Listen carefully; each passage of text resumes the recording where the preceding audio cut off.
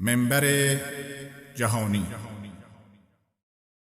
خدایا دین تو توحید و سنت که خالص باشد از هر شرک و بدعت، نشاید جز به آستان تو سجده، نزیبد جز بر تو اشک ذلت.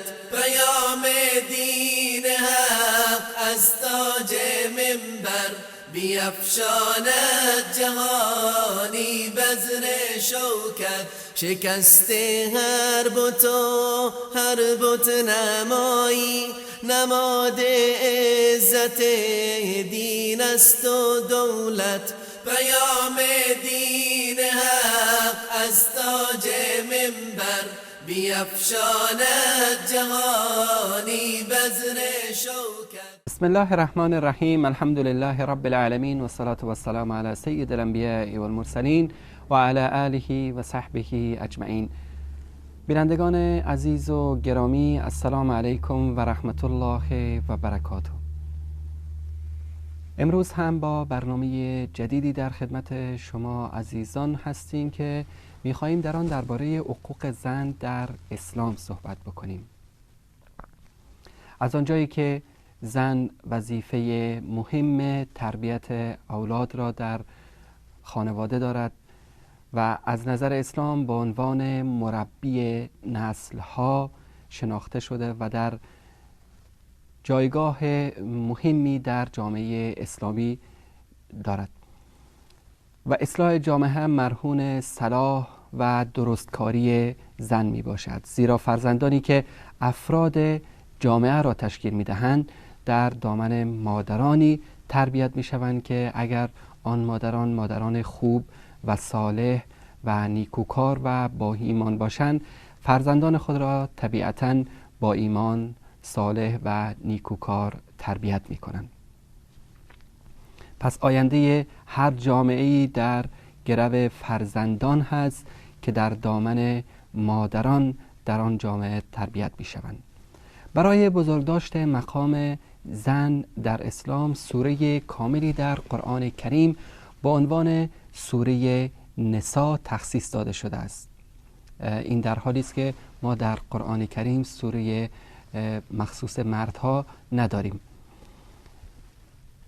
اسلام نسبت به زن به دیدگاه مختلف می نگرد، برخلاف آنچه که در جوامع غربی و یا در جوامعی که به دین اسلام اعتقادی ندارند که به زن به عنوان یک متاعی می نگرند که یا در بازار تجارت اعلان کننده مواد تجارتی آنها می باشد و یا که برای هوسرانی و شهوترانی در کاباره ها یا در فاحشه خانه ها از او استفاده می کنند.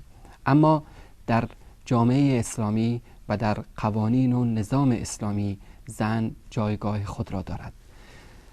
در جامعه اسلامی زن مادر است، مادری که الله سبحانه و تعالی در قرآن مجید بعد از عبادت خود او را ذکر کرده است، آنجا که می فرماید و قضی ربک الا تعبدوا الا ایاه و بالوالدین احسانا در سوره اسراء آیه 23.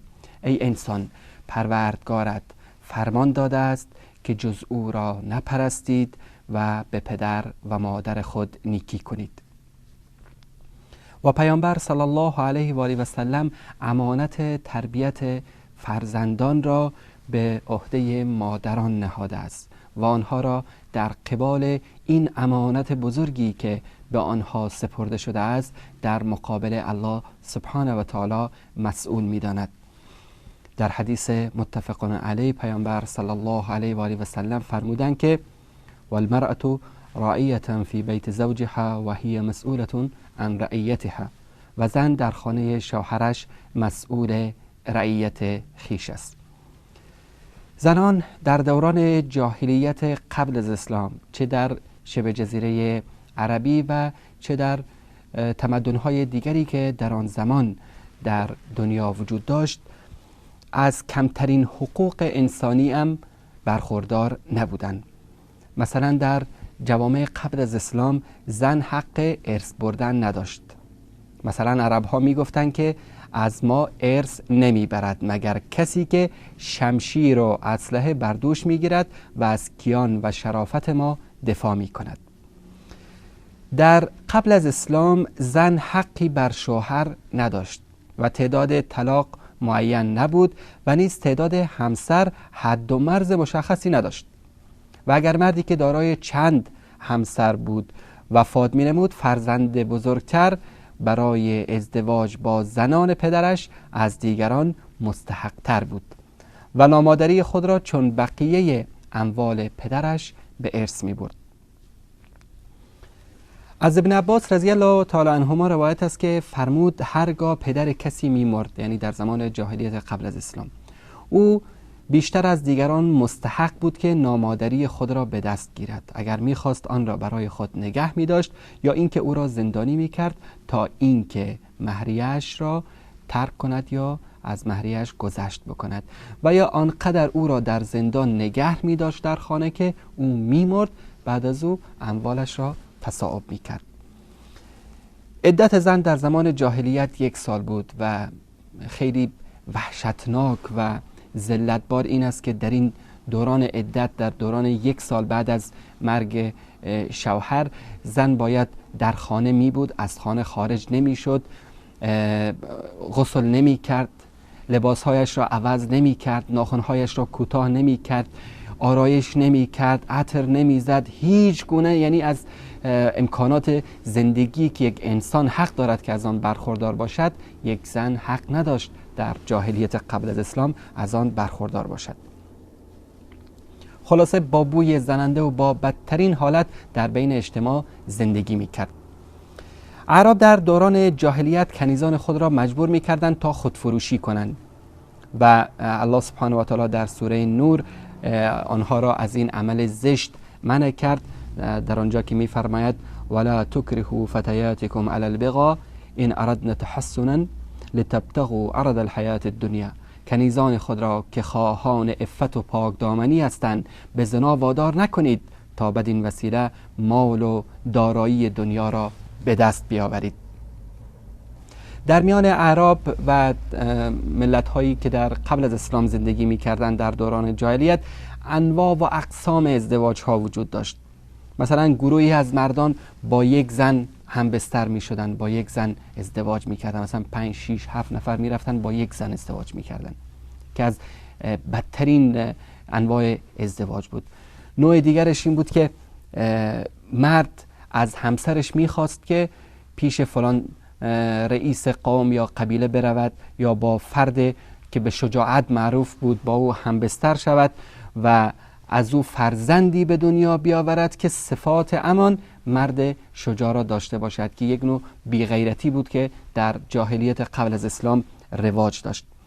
نکاح موقت هم یکی از انواع ازدواج هایی بود که در زمان جاهلیت وجود داشت که برای مدت 1 دقیقه 2 دقیقه 1 ساعت 2 ساعت 1 روز 2 روز با زنی ازدواج می‌کردند و بعد از اینکه هوس خود را چیز می‌کردند زن را رها می‌نمودند، که متاسفانه امروز در بعضی از جوامعی که ادعا می‌کنند که مسلمان هستند و پابند اسلام هستند و محبت اهل بیت دارند، در بین این جوامع می‌بینیم که این ازدواج شایع است که متاسفانه سبب بروز فساد و فحشای بزرگی در این کشورها شده است که 10,000 دختر خیابانی در خیابان‌های پایتخت این کشورهایی که ادعای محبت اهل بیت را می‌کنند وجود دارد که سبب اساسی به فساد کشانده شدن این همه زن و دختر همین ازدواج معقد میباشد. یکی دیگر از انواع نکاح شغار بود که مردی دخترش یا خواهرش را به ازدواج مرد دیگری در میآورد به شرط اینکه او هم دختر یا خواهرش را به ازدواج او در بیارد، که متاسفانه این نوع نکاح هم در بین بعضی از مسلمان هایی که با اسلام واقعا آشنایی ندارند هنوز هم رواج هست. بینندگان عزیز و گرامی، اسلام آمد تا همه این حقوق پایمال شده زن و همه این بدبختی ها و ظلم و ستمی که زن در قبل از اسلام متحمل آن میشد را از بین ببرد و آن حقوقی را که شایسته یک انسان واقعی است به زن بدهد.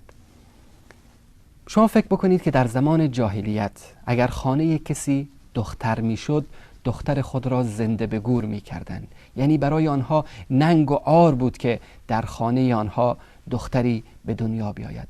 اسلام آمد و از زبان پیامبر صلی الله علیه و آله و سلم گفت که اگر شما یک دختر را 3 دختر را تربیت بکنید مستحق جنت میشوید، اگر 2 دختر را تربیت بکنید مستحق جنت میشوید. یعنی یک بها و ارزش داد به دختر در اسلام، در حالی که در زمان جاهلیت الله سبحانه و تعالی در قرآن کریم سوره نحل آیه 59 میفرماید یتوارا من القوم من سوء ما بشر به ایمسکه علی هون ام یدسه فی التراب الا ساء ما یحکمون. و انگامی که به یکی از آنها مژده تولدی دختری داده میشد، صورتش سیاه میگردید و مملو از خشم و غضب و غم و اندوه میشد و از قوم و قبیله خود به خاطر این مژده بدی که به او داده میشد خیشتن را پنهان میکرد. آیا این ننگ را به خود بپذیرد و دختر را نگه دارد و یا او را در زیر خاک زنده به گور کند؟ چه قضاوت بدی که میکردند. قرآن کریم میفرماید، الله سبحانه و تعالی میگوید که چه قضاوت بدی که میکردند.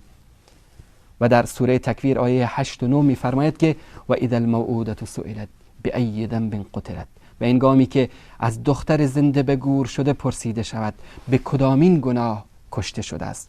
اسلام هرگز زن را همچون دوران جاهلیت موجودی زشت و بی ارزش و پست نمیداند، بلکه گام‌های مؤثری برای رفع تبعیض و بالا بردن مقام زن برداشته است. اسلام همه آن حقوق انسانی و اجتماعی را که مرد از آن برخوردار است برای زن نیز مقرر کرده است و همچنین بر اساس فطرت و ساختمان جسمانی و روحی و آنچه مناسب حال اوست وظایفی را برای زن در نظر گرفته است. از آنجایی که مرد دارای نیروی جسمانی و عقلی کاملتر و به دلیل کنترل احساسات عاطفی و توانایی و مقاومت در برابر مشکلات و صبر بر سختی ها، اسلام مرد را مسئول امور زن قرار داد تا از زن دفاع کند و از دسترنج خود برای او. ای مردمان، ما شما را از یک مرد و زن آفریدیم، یعنی از آدم و حوا علیهم السلام، و شما را ملیت‌ها و قبایل گرداندیم تا همدیگر را بشناسید. بیگمان گرامی ترین شما نزد الله متقی ترین و پرهیزگار ترین شماست. اسلام آمد و همه آن حقوق پایمال شده را برای زن داد، بلکه او را در پاداش و در اجر و در ثواب و در حقوق همسان مرد قرار داد. در سوره احزاب آیه 35 الله سبحانه و تعالی می فرماید با ایمان مردان فرمان بردار فرمان الله و زنان فرمان بردار الله، مردان راستگو زنان راستگو، مردان شکیبا و زنان شکیبا، مردان فروتن و زنان فروتن، مردان بخشایشگر و زنان بخشایشگر، مردان روزدار و زنان روزدار، مردان پاکدامن و زنان پاکدامن و مردانی که بسیار الله را یاد می کنند و زنانی که بسیار الله را یاد می کنند. الله برای همه آنها آمرزش و پاداش بزرگی فراهم ساخته است. پس در اسلام زن از همه آن حقوقی که به عنوان یک انسان باید برخوردار باشد برخوردار است. امیدوار هستیم که الله سبحانه و تعالی به سبب پیروی ما از قرآن کریم و سنت رسول اکرم صلی الله علیه و آله و سلم همه ما و خاصتا شما بینندگان عزیز و گرامی را مستحق جنت الفردوس بگرداند. در پناه حفظ او تعالی باشید. سلام الله علیکم و رحمته و برکاته. خدایا دین تو توحید و سنت که خالص باشد از هر شرک و بدعت، نشاید جز به آستان تو سجده، نزیبد جز بر تو اشک ذلت. پیام دین حق از تاج منبر بیفشاند جهانی بذر شوکت، شکست هر بت و هر بت نمایی، نماد عزت دین است و دولت.